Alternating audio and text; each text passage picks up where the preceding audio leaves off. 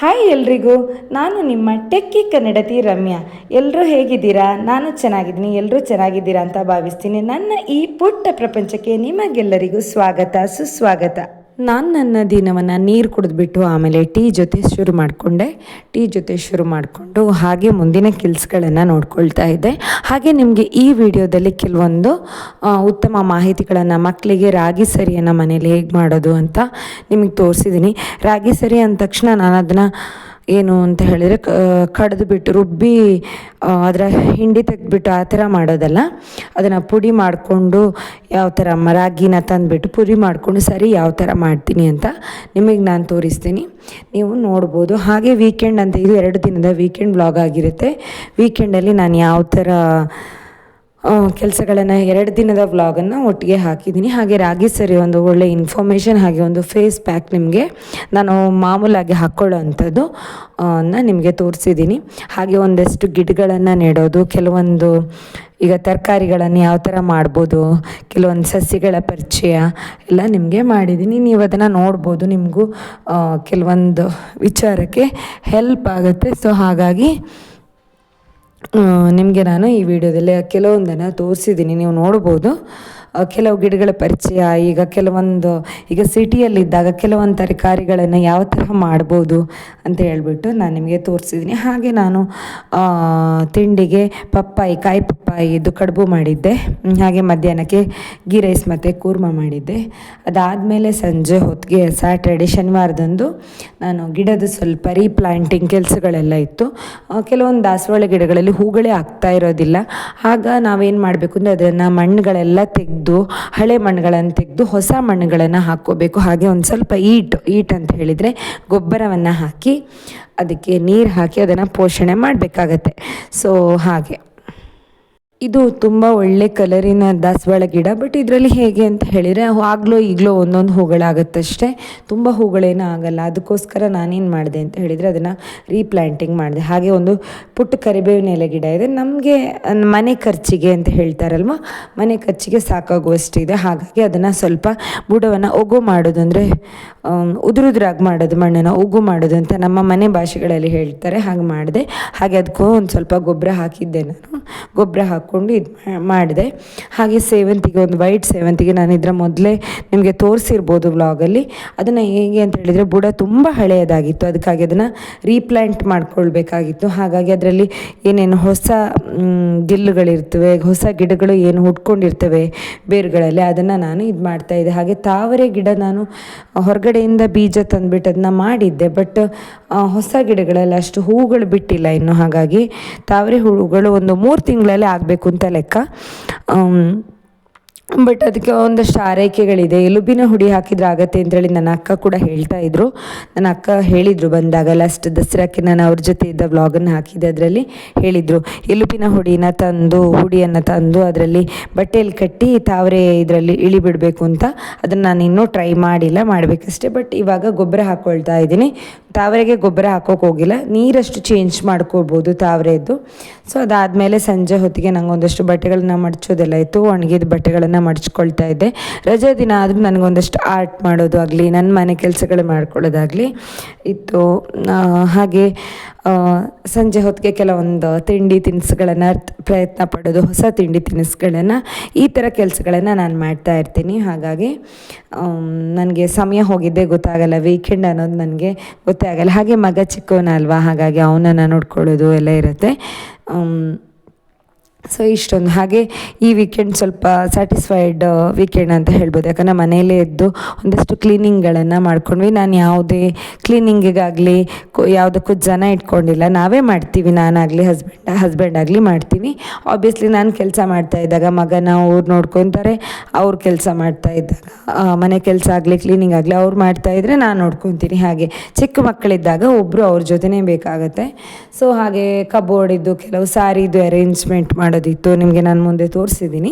So ಅದೆಲ್ಲ ಸ್ವಲ್ಪ change ಮಾಡ್ಕೊಳ್ಳೋದಿತ್ತು, ನಾನು ಬೇರೆ ಥರ ಇಡ್ತಾ ಇದ್ದೆ. ಹಾಗೆ ಹೂವಿನ ಗಿಡದ ಕೆಲಸ, ಹಾಗೆ ನಂದು ಸಾರಿ ಎಲ್ಲ ಅರೇಂಜ್ ಮಾಡೋದು ಇಷ್ಟೇ ಅಲ್ಲ, ಇನ್ನೂ ಮೇಲೆ ಕಬೋರ್ಡಲ್ಲಿದೆ. ಬಟ್ ಏನಾಗುತ್ತೆ ಅಂದರೆ ನಾನೇನು ಮಾಡ್ತಿದ್ದೆ ಅಂದರೆ ಇನ್ನೊಂದು ಫೋಲ್ಡ್ ಮಾಡ್ಕೊಂಡು ಇಡ್ತಾ ಇದ್ದೆ. ಇದು ಬ್ಲೌಸ್ 8 ಬಿ ಸ್ಟಿಚ್ಡ್ ಆಯಿತಾ. ಇದು 8 ಬಿ ಸ್ಟಿಚ್ ಇದು ಆಗುವಂಥದ್ದು. ಸೊ ನಾನು ಹಾಗೆ ಇಡ್ತಾ ಇದ್ದೆ, ನಾನು ಇವಾಗ ಈ ಥರ ಅರೇಂಜ್ ಮಾಡೋಣ ಅಂತ ಹೇಳ್ಬಿಟ್ಟು ನಾನು ಬೇರೆ ಟೈಪ್ ಇಟ್ಕೊಳ್ತಾ ಇದ್ದೆ. ಸೊ ಇನ್ನೂ ಸುಮಾರು ಇದೆ ಆ್ಯಕ್ಚುಲಿ ಅದು ಮಾಡ್ಕೊಳ್ಳೋಕ್ಕೆ, ಸುಮಾರಿದೆ ಅದು ಮೇಲ್ಗಡೆ ಎಲ್ಲ. ಒಂದು ಸ್ವಲ್ಪನೇ ವೀಕೆಂಡ್ ಅದನ್ನು ಮಾಡ್ಕೋಬೇಕು ಅಂತೇಳಿ ಡಿಸೈಡ್ ಮಾಡಿದ್ದೀನಿ ನಾನು. ಯಾಕಂದರೆ ಈ ಡ್ರೆಸ್ ಮತ್ತು ಸಾರೀಸ್ ಒಟ್ಟಿಗೆ ಇದು ಮಾಡಿದರೆ ತುಂಬಾ ಕಷ್ಟ ಆಗುತ್ತೆ ನನಗೆ. ಆ್ಯಕ್ಚುಲಿ ಇಡೋಕ್ಕೆ ಇಷ್ಟು ದೊಡ್ಡ ಮನೆ ಇದ್ರೂ ಇಡೋಕ್ಕೆ ಜಾಗ ಸಾಲ್ತಿಲ್ಲ ಅನ್ನೋಷ್ಟು ಆಗಿದೆ ಸಾರಿ ಇವಾಗ. ಸೊ ಹಾಗಾಗಿ ಈ ಥರ ನೀಟಾಗಿ ಅರೇಂಜ್ ಮಾಡ್ಕೊಳ್ಳೋಣ, ಆವಾಗ ಸ್ಪೇಸ್ ಕೂಡ ನೀಟಾಗಿ ಸಿಗತ್ತೆ ಅಂತ ಹೇಳ್ಬಿಟ್ಟು ಈ ಥರ ಅರೇಂಜ್ ಮಾಡ್ಕೊಳ್ತಾ ಇದ್ದೀನಿ ನಾನು. ಸೊ ಸಾರಿಗೆ ಅಂತಲೇ ಒಂದು ರ್ಯಾಕ್ ಬಿಟ್ಟರೆ ಚೆನ್ನಾಗಿರತ್ತೆ, ಅದು ಅಲ್ಲಿ ಇಲ್ಲಿ ಮೆಸ್ ಆಗೋದಕ್ಕಿಂತ ಈ ಥರ ಮಾಡೋಣ ಅಂತೇಳಿ ಇಟ್ಕೊಂಡು. Welcome back. ನಾನು ಆ್ಯಕ್ಚುಲಿ ಕಡಲೆ ಹಿಟ್ಟದು ಫೇಸ್ ಪ್ಯಾಕ್ ಮಾಡ್ಕೊಳ್ತಾ ಇದ್ದೇನೆ. ವೀಕೆಂಡ್ ಮಾತ್ರ ಈ ಥರದ ಕೆಲವು ಕೆಲಸಗಳಿಗೆ ನನಗೆ ಸಮಯ ಸಿಗೋವಂಥದ್ದು. ಸೊ ಫೇಸ್ ಪ್ಯಾಕ್ ಮಾಡ್ಕೊಳ್ಳೋಣ ಅಂಥೇಳಿ. ಒಕೇಶ್ನಲ್ಲಿ ನಾವು ಫೇಸ್ ಪ್ಯಾಕ್ ಮಾಡಿಕೊಂಡ್ರೆ ಒಳ್ಳೆಯದು. ಆ್ಯಂಡ್ ಡೆಲಿವರಿ ಆದಮೇಲೆ ಸ್ವಲ್ಪ ಆಲ್ರೆಡಿ ನಮಗೆ ಸ್ವಲ್ಪ ಹಾರ್ಮೋನಲ್ ಚೇಂಜಸ್ಗೆ ಪಿಂಪಲ್ ಎಲ್ಲ ಬಂದಿರುತ್ತೆ.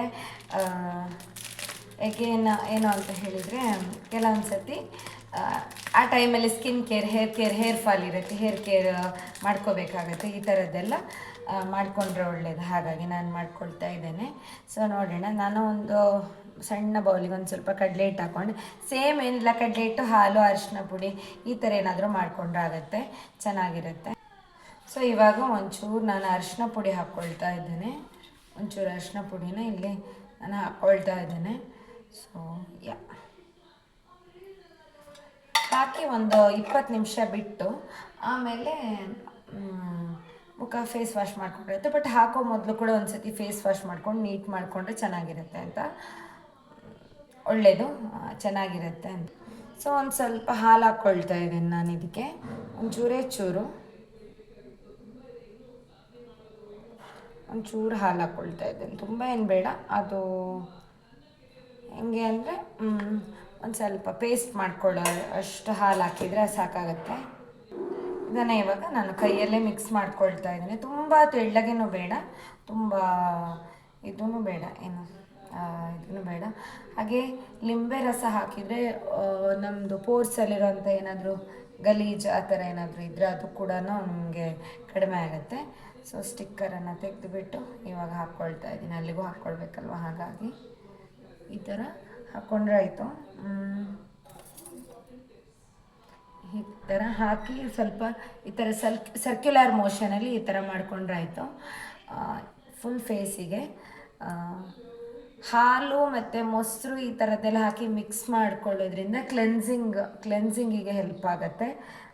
ನಾವು ಫಸ್ಟ್ ಕ್ಲೆನ್ಸಿಂಗ್ ಅಂತ ಮಾಡ್ಕೊಳ್ಳೋದಾದರೆ ಹಾಲು ಮೊಸರು ಎಲ್ಲ ಹಾಕ್ಕೊಂಡು 3 ಸ್ಟೆಪ್ಸ್ ಮಾಡಿದೆ. ಕ್ಲೆನ್ಸಿಂಗ್, ಸ್ಕ್ರಬ್ಬಿಂಗ್ ಈ ಥರದ್ದೆಲ್ಲ ಮಾಡ್ಕೊಳ್ಳೋದಾದರೆ ಚೆನ್ನಾಗಿರುತ್ತೆ. ಸೊ ಅರಿಶಿನ ಪುಡಿ ಅದು ಆ್ಯಂಟಿ ಆಕ್ಸಿಡೆಂಟ್ ಕೂಡ ಹೌದು, ಹಾಗಾಗಿ ಅದನ್ನು ಹಾಕ್ಕೊಳ್ಬೋದು, ಈ ಥರ ಮಾಡ್ಕೊಳ್ಬೋದು. ಸೊ ನೋಡಿ ಈ ಥರ ಮಾಡ್ಕೊಳ್ಳೋದು. ಕಂಪ್ಲೀಟ್ ಬ್ಲಾಗ್ ಅಂತ ಏನಿಲ್ಲ, ಒಂಚೂರು ಹೂವಿನ ಗಿಡ ಎಲ್ಲ ಇದು ಮಾಡೋ ಅಂಥದ್ದು ಒಂಚೂರು ಅದು ಇದು ನಿಮಗೆ ತೋರಿಸಿದ್ದೀನಿ. ಕಂಪ್ಲೀಟ್ ಅಂತ ಮಾಡ್ಕೊಳ್ಳೋಕ್ಕಾಗಲ್ಲ, ಸಣ್ಣ ಮಗು ಇರುವಾಗ ಟೈಮ್ ಹೊಂದಿಸ್ಕೊಳ್ಳೋದು ಕಷ್ಟ ಆಗುತ್ತೆ. ವೀಕೆಂಡಲ್ಲಾದರೂ ಒಂಚೂರು ಬ್ಲಾಗ್ ಮಾಡ್ಬೋದು. ಈ ಥರ ನಾನು ರೂಟೀನ್ ಬ್ಲಾಗ್ ಮಾಡ್ದೇನೆ ತುಂಬ ಟೈಮ್ ಆಯ್ತು ಇವಾಗ.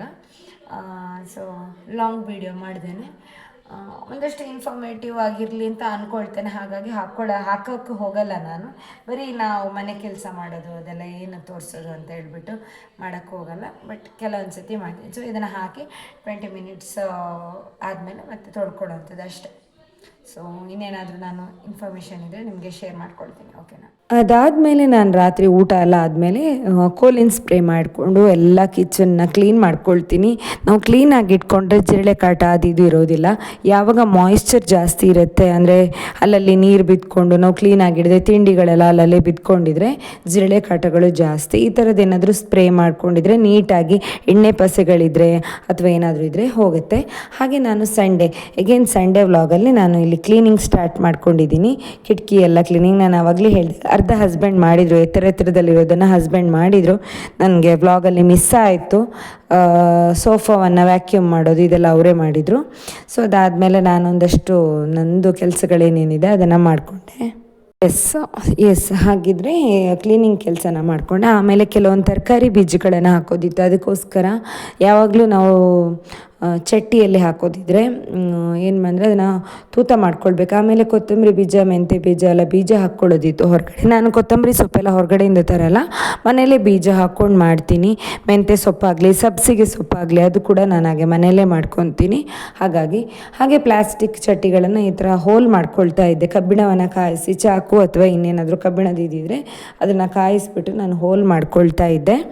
ಯಾಕಂದರೆ ಅದಕ್ಕೆ ಮಣ್ಣು ತುಂಬಿಸಿ ಹಸ್ಬೆಂಡ್ ತರ್ತಾರೆ. ಆಮೇಲೆ ನಾನು ಅದನ್ನು ಹಾಕ್ಕೊಳ್ಬೋದು ಅಂತ ಬೀಜಗಳನ್ನು, ಕೆಲವು ತರಕಾರಿ ಬೀಜಗಳನ್ನು ಮನೆಯಲ್ಲೇ ಮಾಡ್ಕೊಳ್ಬೇಕು ಅಂತ ಊರಿಂದ ಬರಬೇಕಾದ್ರೆ ಬೆಂಡೆಕಾಯಿ ಬೀಜ, ಹಾಗಲಕಾಯಿ ಬೀಜ ಎಲ್ಲ ತೊಗೊಂಬಂದಿದ್ವಿ. ಹಾಗೆ ತೊಂಡೆಕಾಯಿ ಬಳ್ಳಿ ಅದನ್ನ ನೆಡೋಕ್ಕೆ ಒಬ್ಬರು ನಮ್ಮ ಪರಿಚಯದವರೊಬ್ಬರು ಕೊಟ್ಟಿದ್ದರು.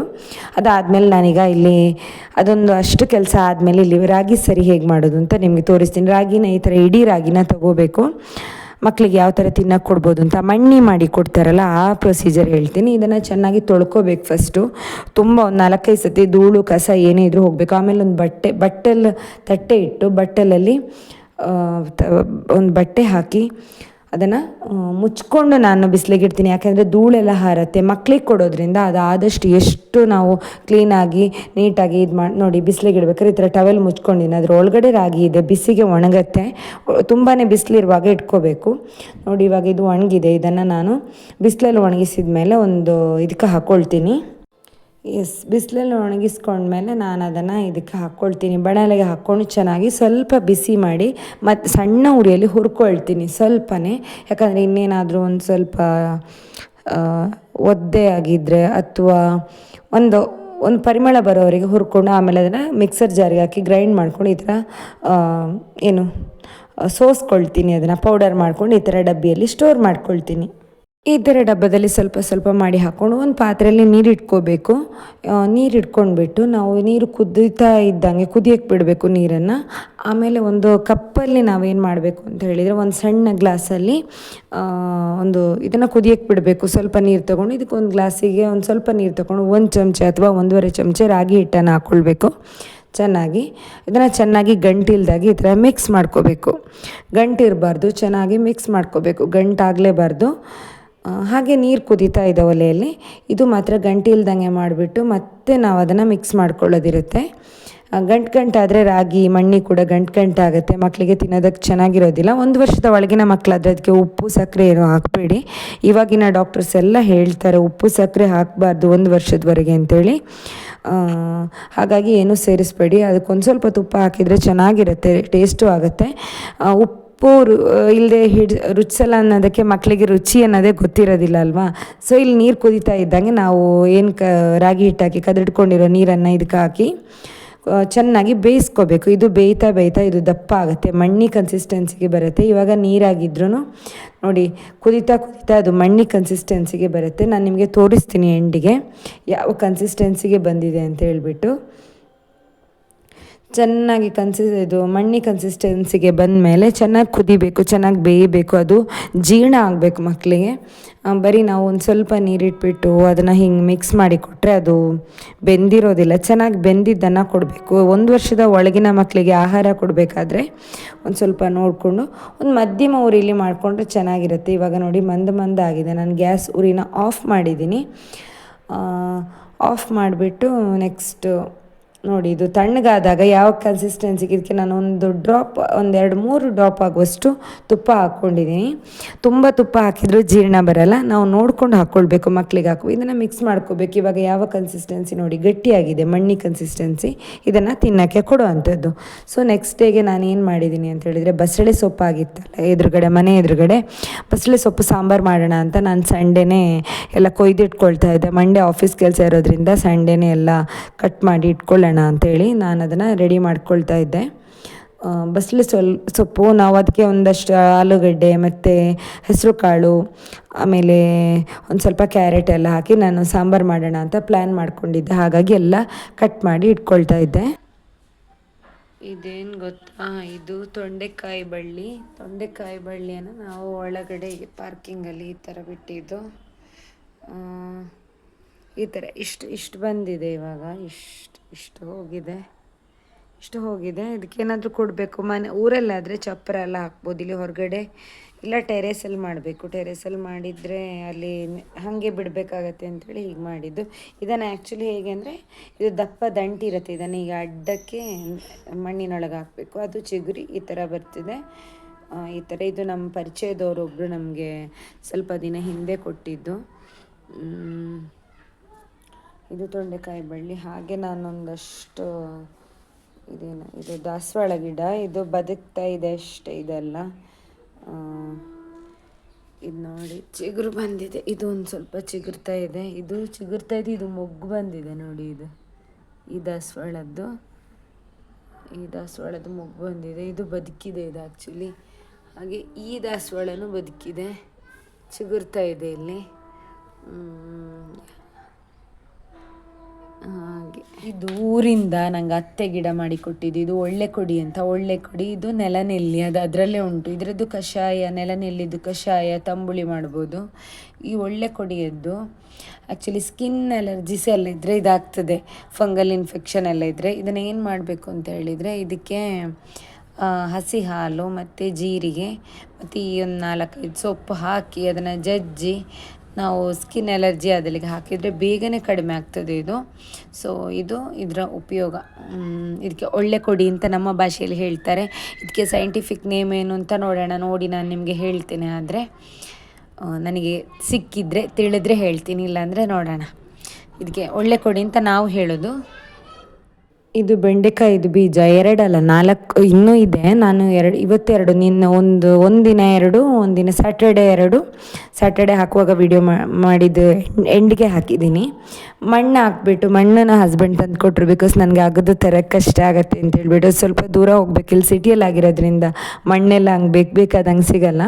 ಸೊ ಈ ಥರ ಉದ್ದಕ್ಕಿರೋ ಚಟ್ಟಿ ತೊಗೊಂಡ್ರೆ ಇದು ಮಾಡ್ಕೊಳ್ಬೋದು. ಈ ಥರ ಮಾಡ್ಕೊಳ್ಬೋದು. ಅದನ್ನು ಒಂದು ಸ್ವಲ್ಪ ನೀರು ಹಾಕಿ ಮಣ್ಣನ್ನು ಚಂಡಿ ತುಂಬ ಡ್ರೈ ಆಗಿತ್ತು, ಮಳೆ ಇಲ್ಲದೆ ತುಂಬಾ ದಿನ ಆಗಿತ್ತಲ್ವ. ಹಾಗಾಗಿ ಆ 2 ಏನಂತಾರೆ ಬೆಂಡೆಕಾಯಿ ಬೀಜನ ಒಂದರಲ್ಲಿ 2 ಹಾಕ್ಬೋದು, ಇನ್ನೊಂದರಲ್ಲಿ 2 ಹಾಕಿದ್ದೀನಿ ನಾನು.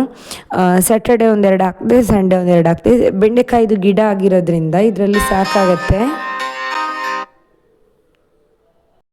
ಸೊ ಹಾಗೆ ಇದನ್ನು ನಾನು ಇದು ಮಾಡಿಕೊಂಡು ನಾನು ಬೀಜ ಹಾಕ್ಕೊಳ್ತಾ ಇದ್ದೆ. ಅದನ್ನು ಮತ್ತೆ ಗಿಡ ಆದಮೇಲೆ ರೀಪ್ಲ್ಯಾಂಟ್ ಮಾಡ್ಕೋಬೇಕು, ಅದರಲ್ಲೇ ಬಿಡೋಕ್ಕಾಗಲ್ಲ ನನಗಂದರೆ. ಅದರಲ್ಲೇ ರೀಪ್ಲ್ಯಾಂಟ್ ಮಾಡ್ಕೊಳ್ಬೋದು ಅನ್ನೋ ಪ್ಲ್ಯಾನು. ಅದಾದಮೇಲೆ ಸಂಡೇ ಕೂಡ ಆ್ಯಸ್ ಯೂಶ್ವಲ್ ನನಗೆ ಇದ್ದಿದ್ದೆ ಕೆಲಸ, ಬಟ್ಟೆ ಮಡ್ಚೋದು ಇದೆಲ್ಲ. ಸೊ ಒಂದಷ್ಟು ಇನ್ಫಾರ್ಮೇಷನ್ನ ಕೊಟ್ಟಾದಮೇಲೆ ನಿಮಗೊಂದು ಹೊಸ ರೆಸಿಪಿನ ತೋರಿಸ್ತಾ ಇದ್ದೀನಿ. ಸೊ ಇದಕ್ಕೆ ಒಂದು ಪಾತ್ರೆಗೆ ಒಂದು ಸ್ವಲ್ಪ ಮೊಸರು ಹಾಕ್ಕೊಳ್ಬೇಕು, ಒಂದು ಸ್ವಲ್ಪ ನೀರು ಕೂಡ ಅದನ್ನು ತೊಳೆಸ್ಬಿಟ್ಟು ನೀರು ಹಾಕ್ಕೊಳ್ಬೇಕು. ಅದಾದಮೇಲೆ ಮಂಡಕ್ಕಿ ಇದೆಯಲ್ಲ, ಮಂಡಕ್ಕಿನ ಹಾಕ್ಕೋಬೇಕು. ಅದಕ್ಕೊಂದು ಸ್ವಲ್ಪ ಸಕ್ಕರೆ 1 ಸ್ಪೂನು, ಹಾಗೆ ರುಚಿಗೆ ತಕ್ಕಷ್ಟು ಉಪ್ಪು ಹಾಕ್ಕೊಳ್ಬೇಕು. ಒಂದು ಸ್ವಲ್ಪ ಇದನ್ನು ಮಿಕ್ಸ್ ಮಾಡ್ಕೋಬೇಕು ಚೆನ್ನಾಗಿ. ಮತ್ತು ಚೆನ್ನಾಗಿ ಒಂದು ಸ್ವಲ್ಪ 10 ನಿಮಿಷದಿಂದ 1/4 ಗಂಟೆ ನೆನೆಯಕ್ಕೆ ಬಿಡಬೇಕು. ಅದಾದಮೇಲೆ ಬೇಯಿಸ್ಕೊಂಡಿರೋಂಥ ಆಲೂಗಡ್ಡೆನ ನಾನಿಲ್ಲಿ ಬೇಯಿಸ್ಕೊಂಡಿದ್ದೀನಿ. ಹಾಗೆ ಬೇಯಿಸ್ಕೊಂಡಿರೋ ಆಲೂಗಡ್ಡೆ ಮತ್ತು ಮಂಡಕ್ಕಿ ನೆನೆಸಿರೋದನ್ನು ಮಿಕ್ಸರ್ ಜಾರ್ಗೆ ಹಾಕಿ ಪೇಸ್ಟ್ ಮಾಡ್ಕೊಳ್ಬೇಕು. ಈ ಥರ ಮಾಡ್ಕೊಳ್ಬೇಕು ಇದನ್ನು. ಅದಾದಮೇಲೆ ಅದಕ್ಕೆ ಹೆಚ್ಚಿರುವ ಹಸಿಮೆಣಸಿನ್ಕಾಯಿ, ಕರಿಬೇವಿನ ಎಲೆ, ಹಾಗೆ ಶುಂಠಿನ ಕೂಡ ತುರಿದು ಹಾಕ್ಕೊಳ್ಬೇಕು. ಅದಾದಮೇಲೆ ಒಂದು ಸ್ವಲ್ಪ ಅಕ್ಕಿಟ್ಟು, ಒಂದು ಸ್ವಲ್ಪ ಕಡಲೆ ಹಿಟ್ಟು ಹಾಕಬೇಕು. ಅದನ್ನು ನಾನು ನಿಮಗೆ ತೋರಿಸೋದಕ್ಕೆ ಸ್ಕಿಪ್ ಆಯಿತು. ನೀವು ಹಾಕ್ಕೊಂಡು ಮಾಡಿ, ಗೋಳಿ ಬಜೆ ಟೇಸ್ಟೇ ಬರುತ್ತೆ, ಏನು ವ್ಯತ್ಯಾಸ ಇರೋಲ್ಲ. ಒಂದು ಸ್ವಲ್ಪ ಅಕ್ಕಿ ಹಿಟ್ಟು, ಒಂದು ಸ್ವಲ್ಪ ಕಡಲೆ ಹಿಟ್ಟು ಹಾಕಿದರೆ ಸೇಮ್ ಗೋಳಿ ಬಜೆದೇ ಟೇಸ್ಟ್ ಬರುತ್ತೆ. ಅದಾದಮೇಲೆ ಕಾದ ಎಣ್ಣೆಯಲ್ಲಿ ಕರೆದ್ರೆ ಸೇಮ್ ಅದೇ ನಿಮಗೆ ಟೇಸ್ಟ್ ಬರುತ್ತೆ, ಏನು ಚೇಂಜ್ ಇರೋದಿಲ್ಲ. ಸೊ ಇದನ್ನು ನೀವು ಖಂಡಿತ ಟ್ರೈ ಮಾಡಿ. ಸೊ ಈ ಥರ ಬರುತ್ತೆ. ಮುಂದಿನ ವಿಡಿಯೋದಲ್ಲಿ ನಿಮಗೆ ಸಿಗ್ತೀನಿ. ನಾನು ನಿಮ್ಗೆ ಸಿಗ್ತೀನಿ ಮುಂದಿನ ವ್ಲಾಗಲ್ಲಿ. ಅಲ್ಲಿವರೆಗೂ ಟಾಟಾ ಬಾಯ್.